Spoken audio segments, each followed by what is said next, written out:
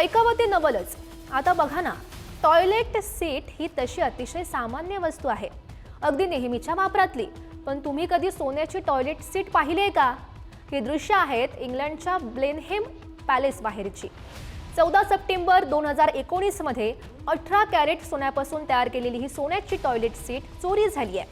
या फुटेजमध्ये दिसणाऱ्या 3 जणांपैकी एकानं ही सीट चोरल्याचं समजतंय, तर दोघांनी ती सीट विकायला त्याला मदत केल्याची माहिती आहे. या चोरीबाबत आरोपींविरोधात ऑक्सफर्ड क्राऊन कोर्टात केस सध्या सुरू आहे. पण गंमत म्हणजे की टॉयलेट सीट चोरणारे चोर तर सापडले, पण चोरीला गेलेलं टॉयलेट मात्र अजूनही सापडलं नाहीये.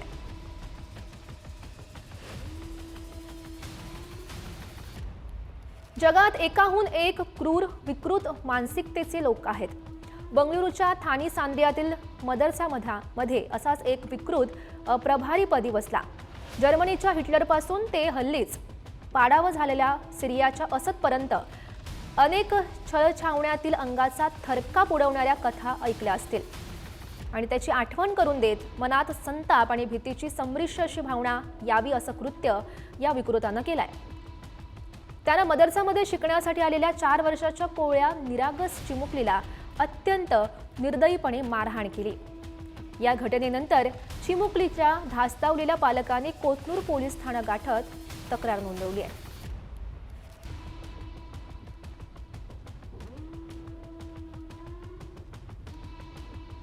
काळजाचा तुकडा गेला नाही, 5 जीवांमध्ये सामावला. हे दृश्य आहेत नांदेडमधली. वाढदिवशी हा तरुण मित्रांसोबत फिरायला गेला होता. मात्र घरी परतताना रस्त्यावरील प्राण्याला वाचवण्याच्या प्रयत्नात त्याचा अपघात घडला आणि वाढदिवशीच त्याचे श्वास थांबले. या अपघातानंतर त्याला पुढील उपचारासाठी रुग्णालयात दाखल केलं. मात्र उपचारादरम्यान त्याचा मृत्यू झाला. अचानक आलेल्या धक्क्यानं कुटुंबही हादरलंय. मात्र दुःखावर मात करून त्याच्या वडिलांनी त्याचे अवयव दान केले आणि या अवयवदानातून 5 जणांना जीवनदान मिळालं.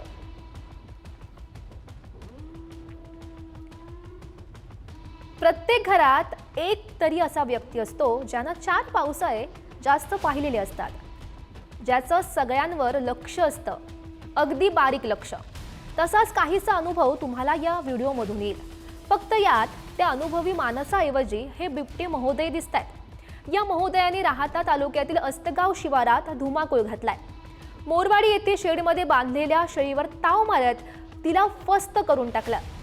स्वतःची शुद्धाशांती करून घेतली.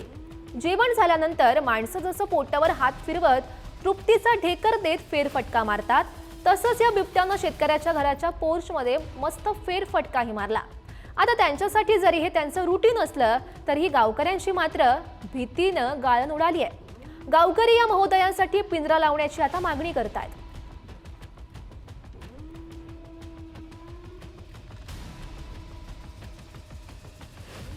या व्हिडिओमध्ये दिसणारे हे महाशय बघा.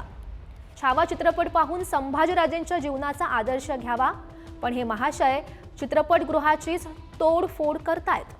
हा प्रकार आहे जालन्यातला. छावा चित्रपट पाहण्यासाठी 6 ते 7 मध्यधुंद तरुण चित्रपटगृहात गेले होते. त्यांना हा चित्रपट विना तिकीट बघायचा होता. मात्र तिथल्या व्यवस्थापनानं चित्रपट विना तिकीट पाहण्यास मज्जाव केला.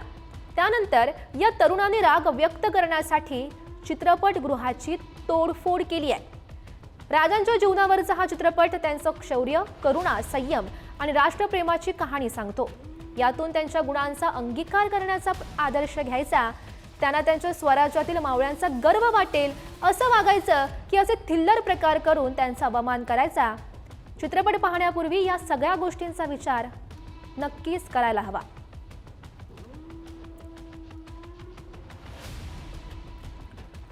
ही दृश्य बघितल्यानंतर तुम्हाला वाटेल की हा व्हिडिओ कुठल्या तरी बिहारसारख्या राज्यातला असावा. मात्र हा व्हिडिओ आरोग्य व्यवस्थेला नख लावणारा नाशिकच्या जिल्हा रुग्णालयामधला आहे. 2 दिवसांपूर्वी 2 गटात इमर्जन्सी वॉर्डमध्ये तुफान हाणामारी झाली. ही लोक इतक्यावरच थांबली नाहीत. यावेळी त्यांनी हाती पडेल त्यांना खुर्च्या, स्टूल यासारख्या गोष्टीही एकमेकांना फेकून मारल्यात. या हाणामारीत डॉक्टर, महिला, कर्मचारी, परिचारिका यांना जीव मुठीत घेऊन बाहेर पडावं लागलं. देशाच्या मानसिक शारीरिक स्वास्थ्याची जबाबदारी या डॉक्टरांवर असते. त्यांना जर आता जीव मुठीत घेऊन वागावं लागेल आणि त्यामुळे डॉक्टरांच्या आणि रुग्णांच्या जीवाशी खेळण्याचा प्रकार शासन कधी थांबवणार असा सवाल या निमित्तानं उपस्थित होतोय.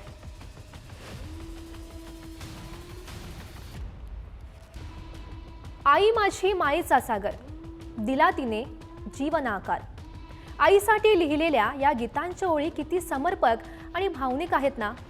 मात्र सगळ्याच आया अशा नसतात. आता याच घटनेमध्ये बघा, जन्मापासून दिव्यांग असलेल्या आईनंच पोटच्या लेकीला संपवलंय. होय, खरं ऐकताय तुम्ही.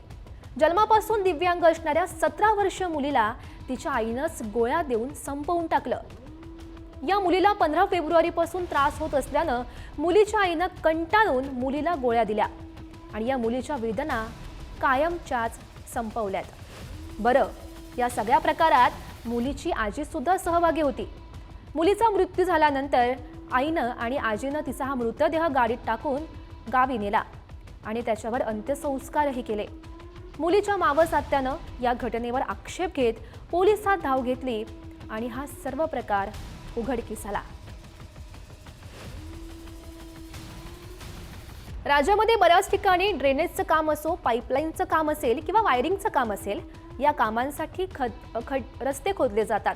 परत ते रस्ते तयार केले जातात आणि परत त्याच कामासाठी ते तयार केलेले रस्ते पुन्हा खोदलेही जातात. असाच एक प्रकार घडलाय उल्हासनगरमध्ये. उल्हासनगर कॅम्प नंबर 4च्या भक्ती अपार्टमेंट जवळ ड्रेनेजचं काम असून त्यासाठी मशीनद्वारे रस्त्याच्या बाजूला खोदकाम सुद्धा केलं जात होतं. आणि हे खोदकाम सुरू असताना मशीनच्या व्हायब्रेशनमुळे एक मोठं लिंबाचं झाड रस्त्यावर कोसळलं. यात कारचं नुकसान झालं असून सुदैवानं कोणतीही जीवितहानी मात्र झाली नाहीये. ही दृश्य आहेत मेरठमधली.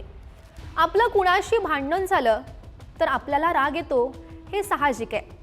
पण जुन्या पुराण्या रागातून एखाद्याच्या जीवावर उठणं हे फारच भयंकर आहे. आणि अशीच घटना घडली आहे मेरठमध्ये. नोकरीवरून घरी परतत असताना या तरुणावर चाकू हल्ला झाला. दरोडेखोरांनी तरुणावर प्राणघातक हल्ला केला. हा हल्ला जुन्या वैमनस्यातून हा चाकू हल्ला केल्याचं तरुणाच्या कुटुंबियांनी सांगितलंय. तर कुटुंबियांनी पोलीस अधिकाऱ्यांकडून गुंडांना संरक्षण दिल्याचा आरोपही केलाय.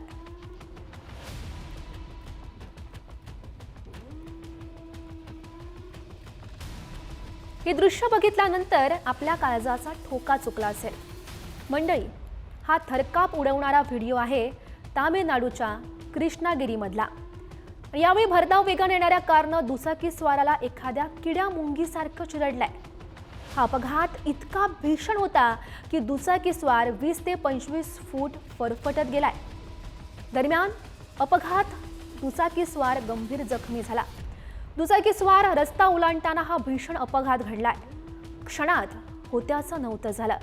त्यामुळे मंडळी, रस्ता ओलांडताय तर सावधान. तुमची एक चूक तुम्हाला महागात पडू शकते.